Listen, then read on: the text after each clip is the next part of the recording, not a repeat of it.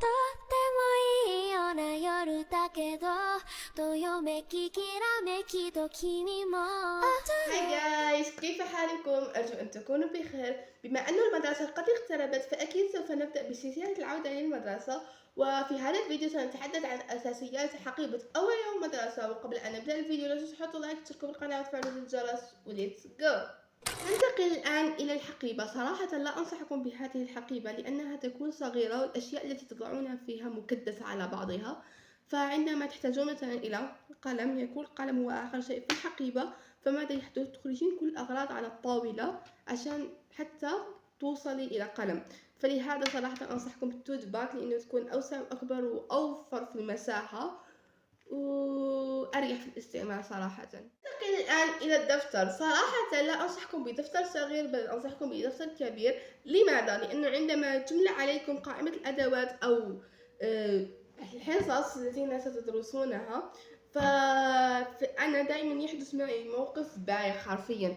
إحنا في المتوسطة والإعدادية، هي مرحلة ما بين الثانوي والابتدائي والثانوي. إن شاء الله تكونوا فهمتوا المرحلة التي أتكلم عنها لأني لم أستطع توصيل الفكرة. كل أستاذ يدخل يملي عليك أدوات مادة، فأنا كل ما يملي أستاذ أغير الصفحات، وعندما أذهب للمكتبة أنسى نص الأدوات اللي كتبت في صفحات أخرين لأنه الدفتر يكون صغير بهذا الحجم. فلهذا كنسلت الموضوع وصرت أخذ معي دفتر كبير حتى أكتب فيه الأدوات وهي الأشياء. كذلك لسبب غير، نحن في المتوسطة أو في الثانوي السنة الجاية إن شاء الله مش هاي السنة، في الإعدادي عندما ندخل أول يوم مدرسة فيكون عندنا زي امتحان. هو مش امتحان لأنه لا يصحح ولا يحسب ولا تكتب له نقطة ولا ينتهي عليك نقطة.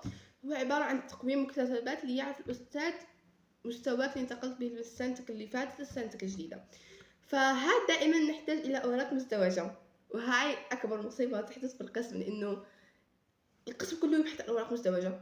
فأنا صراحة كذلك يا إما أخذ معي دفتر كبير لحتى أقطع منه أوراق مزدوجة، يا إما أخذ معي أصلا أوراق مزدوجة. أكيد سوف تحتاجين إلى قلم، فإما خذي معك قلم أزرق أو أخضر وأحمر، أحمر أو أخضر وأزرق أو أسود. سواء كنتوا تكتبوا بالأزرق فخذوا معكم أزرق وأخضر وأحمر، إذا كنتوا تكتبوا بالأسود خذوا معكم أسود وأخضر وأحمر ولا أخضر أو أحمر.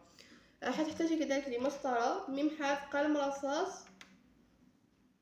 الآن ننتقل إلى سكين كير. صراحة أنت لما تأتي سكين كير مش حتعملي عرض أزياء في المدرسة، فخذي معك شيئين مثلا كريم مرطب ومرطب شفاه فقط. واقي الشمس تضعينه في البيت، مفهوم؟ بالنسبة للمحجبات فأنصحكم أنكم تاخذوا معكم دبابيس للحجاب ونقابيات ومساسك، حاط لكم صور هنا. والغير المحجبات، أعلم أنه هذا الموقف أنه الشعر المفرود أكثر عدو للأساتذة المراقبين، فلهذا خذي معك رباطات شعر، بوكل، طواط، ما بعرف تقولوا له تاني بلهجتكم فاكتبوا لي في التعليقات. وخذوا معكم كذلك مشط صغير لحتى تعدلوا فيه شعركم. وأكيد خذي معك سناك خفيف في وقت الفسحة.